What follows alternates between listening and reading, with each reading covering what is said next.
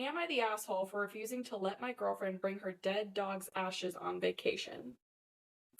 My girlfriend, 29 female, and I, 28 male, have been together for 4 months. She had a dog that died a few months before we met. I have only ever spent the night at her place. I live with my sister and her two kids, so it's a little chaotic at my place. Girlfriend has a small, 2 to 3 inches tall urn on her bedside table with the dog's ashes. Before she turns off her lamp to go to sleep, she always gives it a little tap on the top and says good night, as though she is talking to the dog. I think it's weird, but I have never said anything. We were supposed to go away for the weekend. On Friday, I was watching her pack and noticed she took the urn and put it in the top pocket of her backpack. I asked her what she was doing. She said she didn't want to leave the dog behind. I told her she was not allowed to bring the urn as it made me very uncomfortable. I didn't want to see it anytime we returned to our hotel room, and I didn't want her talking to her dead dog after we've had sex, i.e., before we go to sleep.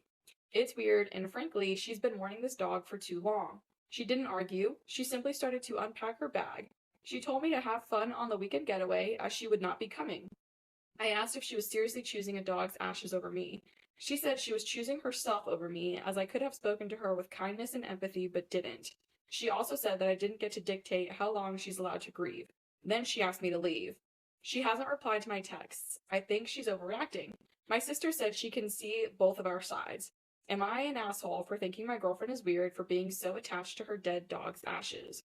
Edit number 1, the hotel was non-refundable and only a 3-hour drive, so I went on the trip without her.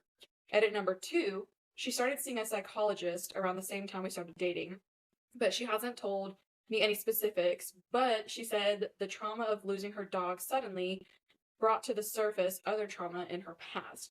This is why I think she has been mourning for too long. She is still attached to the dog, even after seeing a professional on a regular basis for several months.